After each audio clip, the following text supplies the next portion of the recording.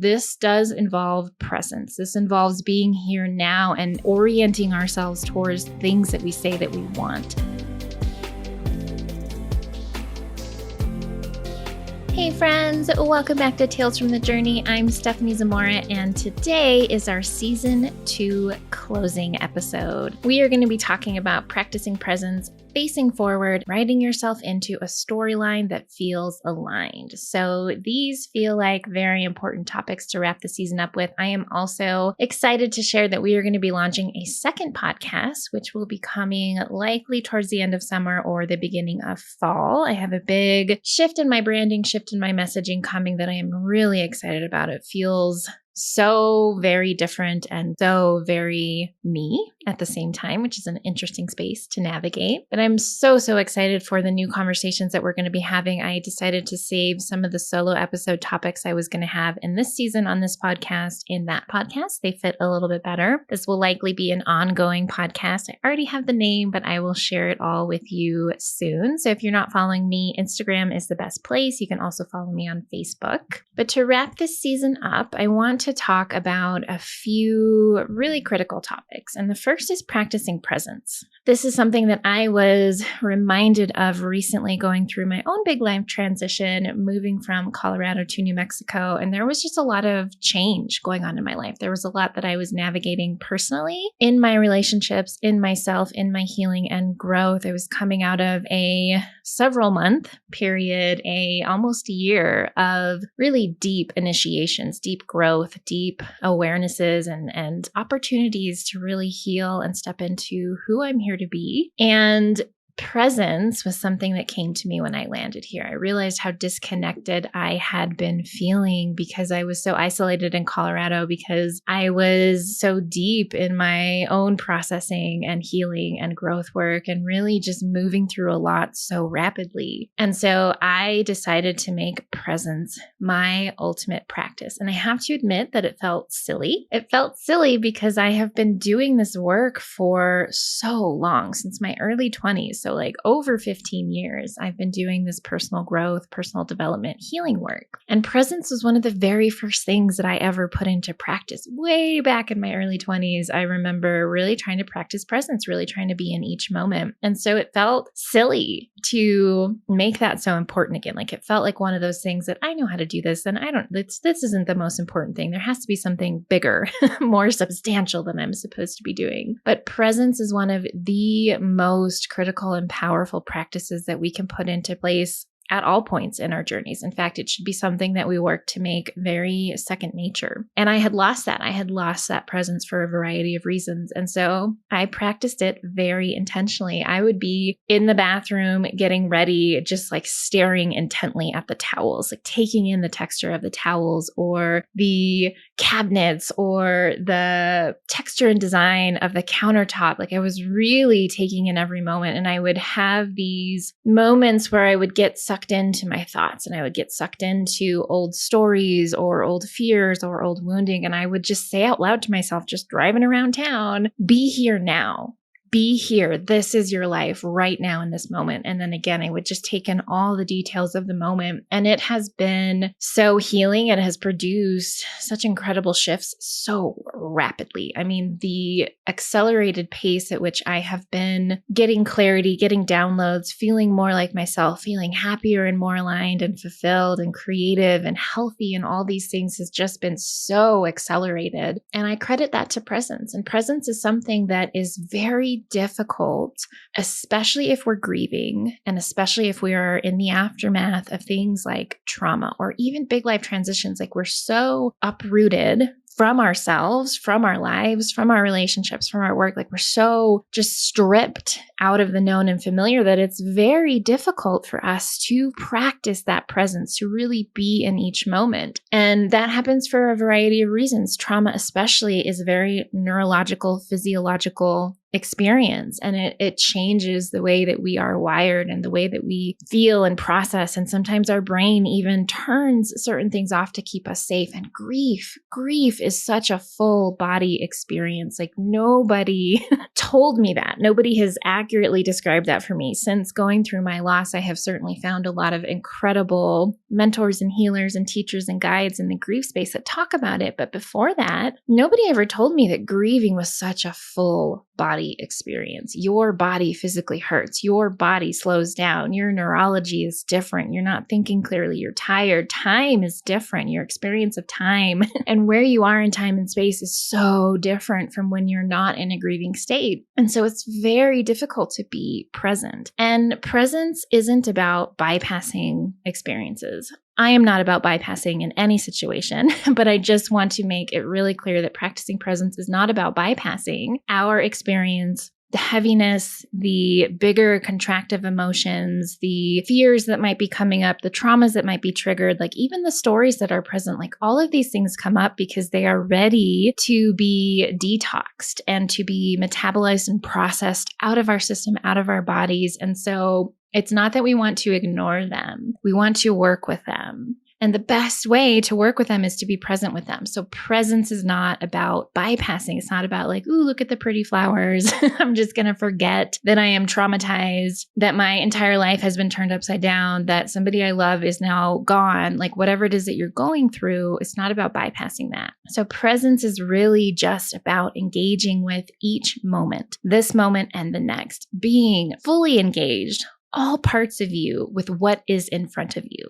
And we have to hold both in terms of moving towards things. So we likely have goals. We have healing that we want to get through. We have places that we want to be, things that we want to achieve or create or experience. So it's about holding both. Like I can hold in my heart that I want to be at a certain level. I want to own land in Montana, right? But I'm not in Montana. I'm in New Mexico, and I am still in the process of getting the camper that I want to have and taking certain steps that I'm taking right now around my business and my finances. Like I'm not where I want to be. And I'm not ignoring or denying or forgetting about where I want to be. I'm holding that in my heart. I'm holding that in my vision while I'm engaged with this moment. Like while I'm fully here in New Mexico, here with my family, here doing the things that I'm doing, laying the foundations that I'm laying. Like I am fully immersed and engaged in every aspect of my life. And we do this through our senses. The best way to do that when you notice that you're not present is to engage your senses. One of my very early mentors on this journey was Josh Pais, and he does a program called Committed Impulse, and it's for actors. He's an actor, but one of the things that really stood out to me that he used quite a bit was "I'm back." He would say it out loud to us as a group and get us to say it back. But he basically trained us, anytime you notice that you're not here, just say "I'm back," and say it out loud if you can, because that engages your senses, right? Like you feel yourself speaking, you feel that reverberating in your body, in your throat. You hear your own voice, like you're cutting through this noise in your head, and then engage in your senses. Feel the chair beneath you. Feel where you're resting against something on your back. Feel the way, like I'm feeling my hair right now, the way that it's resting on my shoulders because I'm in a tank top. I'm hearing the weird saw-like sound that must be some kind of bug outside. And I'm smelling the fresh air that still smells a little bit like rain. And I'm noticing how the light is bouncing off of things. Like I'm noticing how dusty my microphone is. I should really dust that. I am engaging fully with the moment. And if you're in conversation with somebody, stop thinking about whatever you're thinking about. Stop thinking about what you're going to say or what you want to talk about. Listen to the sound of their voice. Really hear the words that they're saying. Try to really take in the state, the energy behind their entire being in this moment. Like really engage as fully as you can in each moment.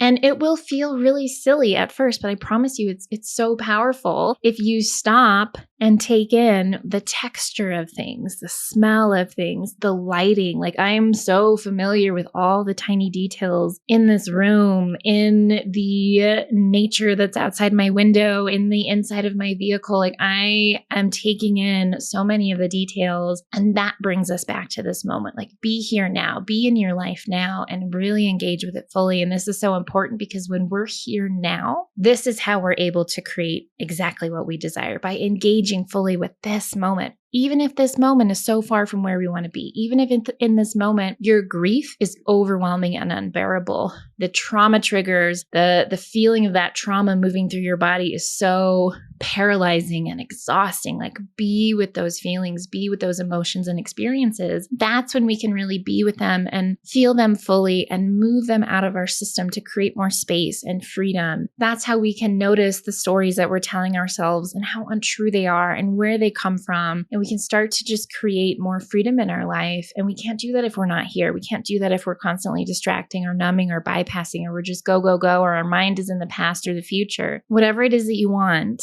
healing, wholeness, money, success, the relationship, moving to Montana, whatever it is that you hold in your heart only becomes accessible to us if we start by engaging in this moment fully. And so there's so much about this and way of being work that I want to talk about on the new podcast. I've talked about that a little bit on this show, but just know that that's coming and just start to practice presence. I don't care how far in your healing and growth journey you are. Again, I have been doing this aggressively and excessively for over 15 years, and I still had to be reminded that, oh, I haven't been present. I have been totally checked out from my body, from this moment, from this life that I'm living, from where I am, from how I feel. Like, I need to practice staring at the towels. It's not too small of work. It's some of the most important work. It's very foundational and fundamental. So I don't care if you're just like, Stephanie, this is boring. Like, I want to hear about the deeper stuff, the processing stuff. What's the magical mindset shift for XYZ? Like, be present, be here, start with that. Even if you think that you've been doing it,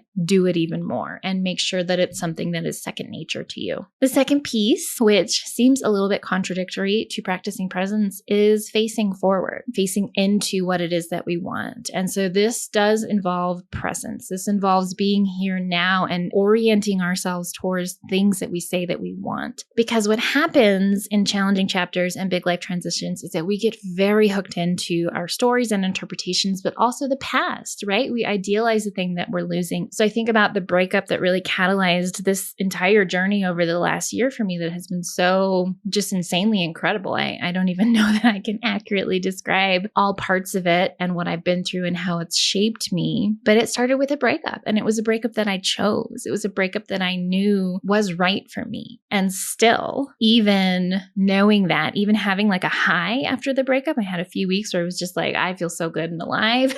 Our subconscious does not like change. It does not understand that anything it hasn't experienced is actually possible. It thinks that like it's unsafe, it's dangerous, it's not real, it's not possible. Like, we need to stick with the known and familiar. Even if that known and familiar is making us sick or depressed or whatever pain it might be causing, even if it's abusive or toxic or unhealthy, like, we will still want to return to the things that we're trying to leave behind, even if we consciously know that we want something different. And so facing forward requires presence. And it's a practice that I've had since early on after my loss of coming into this moment. Where am I in time and space right now? Like, really anchoring into this moment through our senses, our practice of presence, and orienting towards what we want. This is like this constant practice of reorienting. And I talk about reorienting in a lot of the interviews. A lot of people share their own experiences of reorienting to themselves and their life and their relationships and their work after the experiences that they've gone through. So there's a lot of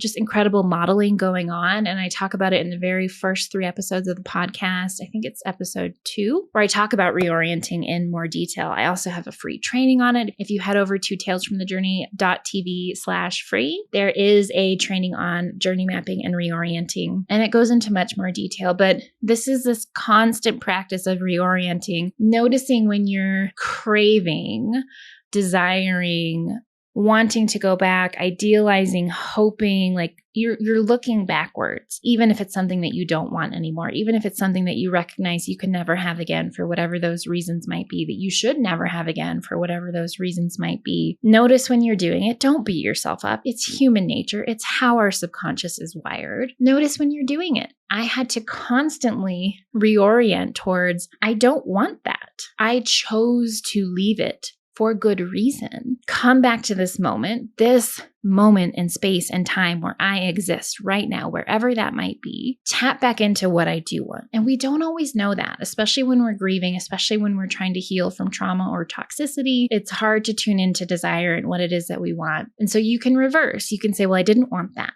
Why didn't I want that? It didn't feel good. It was hurtful. It was, whatever the reasons are for the thing you don't want. So, you want at least the opposite of that.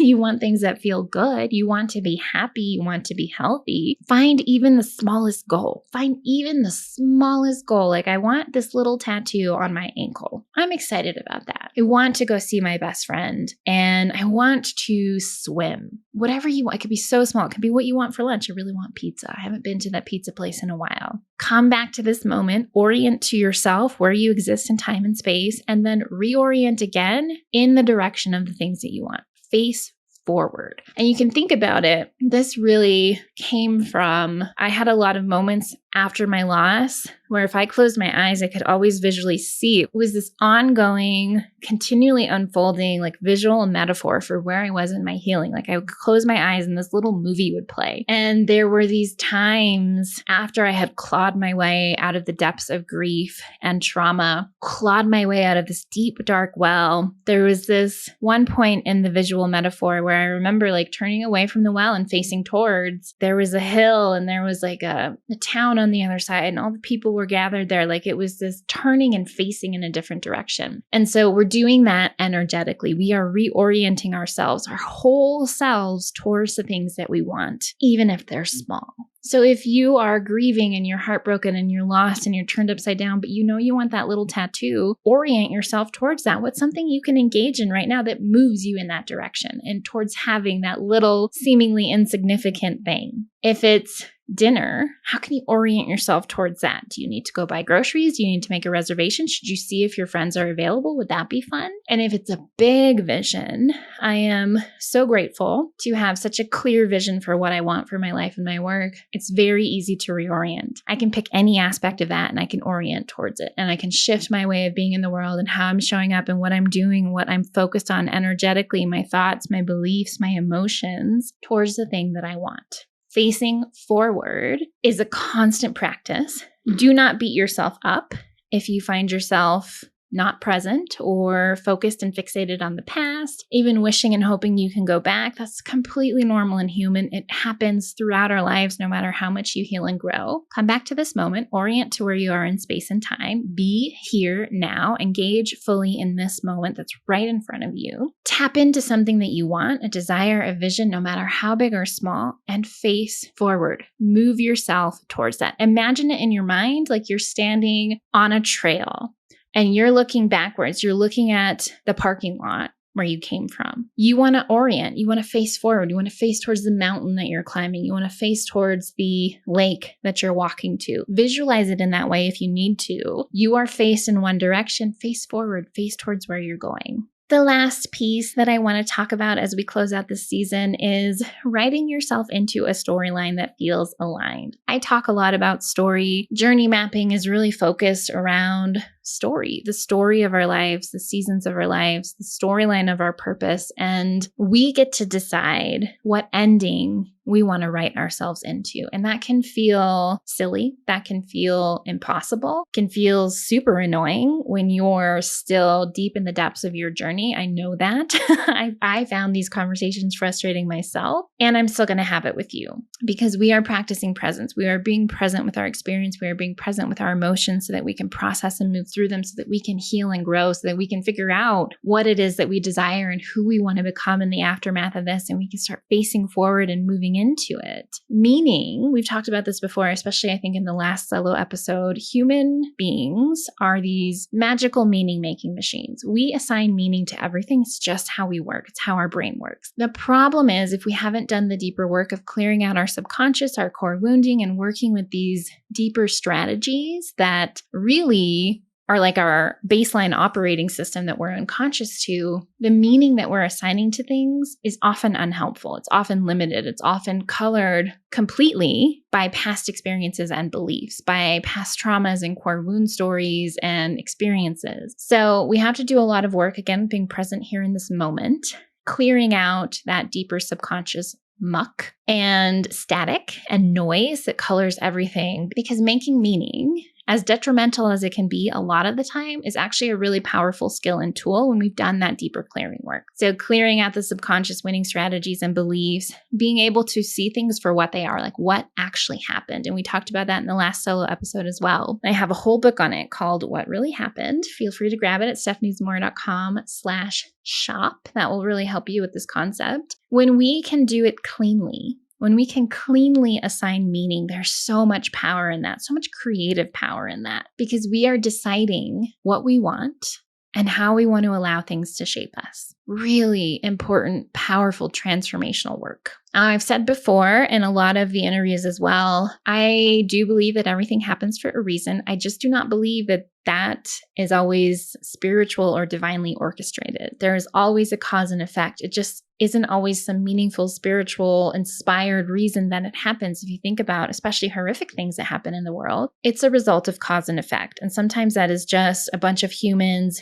being jerks to one another. The chaos of the world that we live in, like natural disasters, like there is cause and effect for everything that happens. And so I personally do not believe it matters why something happened. If that's important for you to understand, I would invite you to dig into why and see if it's actually beneficial for you. Sometimes it is. For the most part, it actually doesn't matter. What happened happened. It had an effect, whatever those effects may be. Now it's up to you to decide what meaning you want to make from it. That does not mean that you have to assign some higher purpose meaning to it. It doesn't mean that you have to choose to take a traumatic event or a loss and turn it into your purpose work in the world. It does mean that this experience shaped you somehow. How do you want it to have affected you? How do you want to have been shaped by it?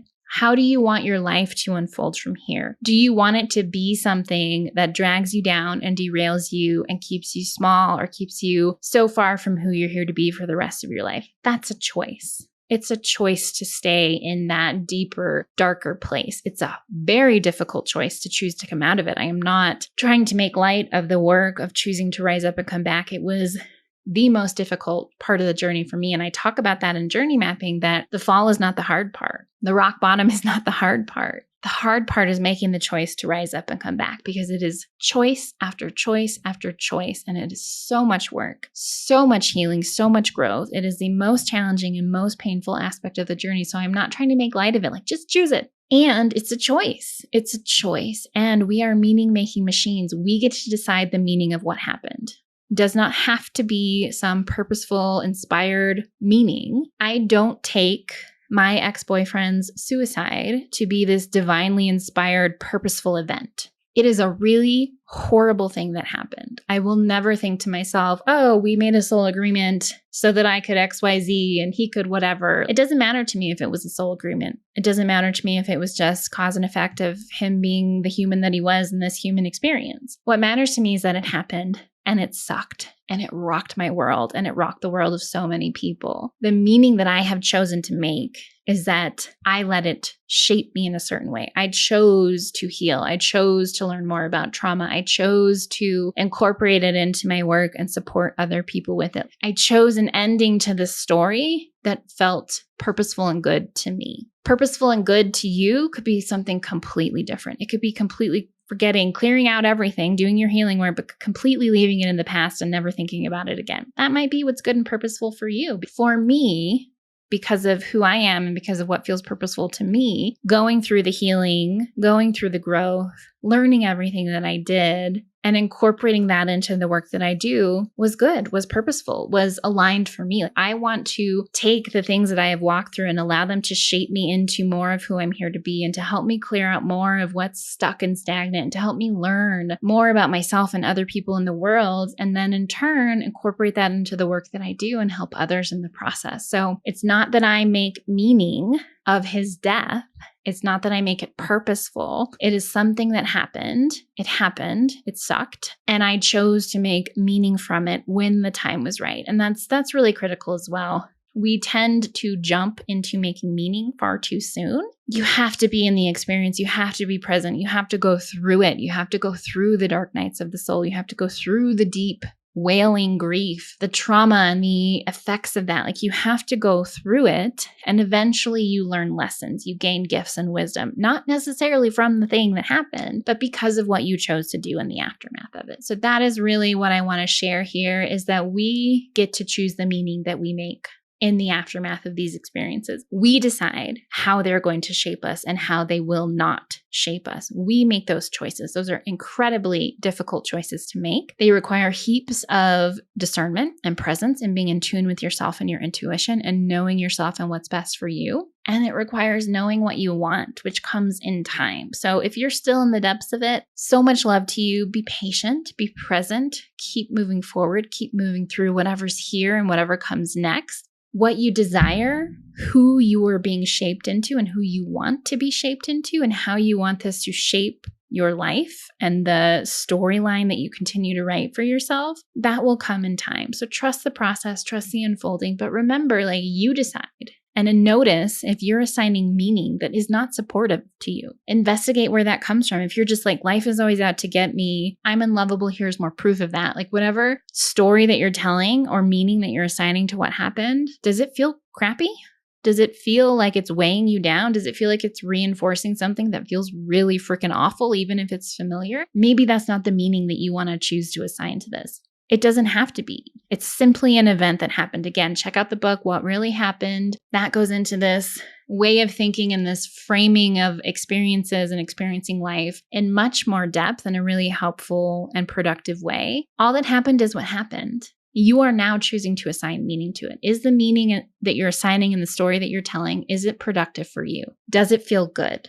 Does it allow you to become more of who you're here to be? Does it allow you to do more of what you're here to do? Does it allow you to create the life that you want to create? If it doesn't, it's a choice. Choose different meaning. Choose a different ending to the story. That takes work. You don't have to do it alone, but just know it's a choice that's always available to you, even when it feels really impossible. That is what I have for you today. Thank you for joining me throughout season 2. We've had some really amazing guests. We have some recordings that are waiting in the queue for season 3 that are also pretty incredible, and I'm really excited to share those. Tales from the Journey will be back. We might make some formatting changes to align better with where I'm at and how I want to produce content. So we will keep you updated about all of that. And yeah, stay tuned. Follow me on Instagram if you haven't. It's just Stephanie Z. Follow me on Facebook, Stephanie Zamora. We will be sharing more of the exciting things that we're releasing soon, including the new podcast. And I just cannot wait to have these conversations with you and to introduce you to some pretty incredible people doing a different kind of work in the world than the work that we've been talking about. So stay tuned for that. Enjoy your summer, stay safe, stay cool, and if you need any support at all, you can head over to talesfromthejourney.tv/free for some free resources. You can also head over to stephaniezamora.com/shop for different books and products and affordable offerings to help you start deepening into this work. Thank you so much for joining us today and for being a part of this powerful community of purpose-driven individuals. We have a ton of free resources for you at www.talesfromthejourney.tv/free, including access to my signature process for how to make the impossible happen, packaged in a simple, easy-to-follow workbook that you can implement immediately. Whether you're trying to heal in the aftermath of a challenging chapter, working to uncover your purpose, or going after anything else that feels impossible, you'll learn how to take an entirely different kind of action that goes against much of what you've been taught about manifestation and goal achievement. We'd love your help in getting the message out and growing our community, so please take a moment to share this episode, subscribe to the podcast, and leave us a review on iTunes.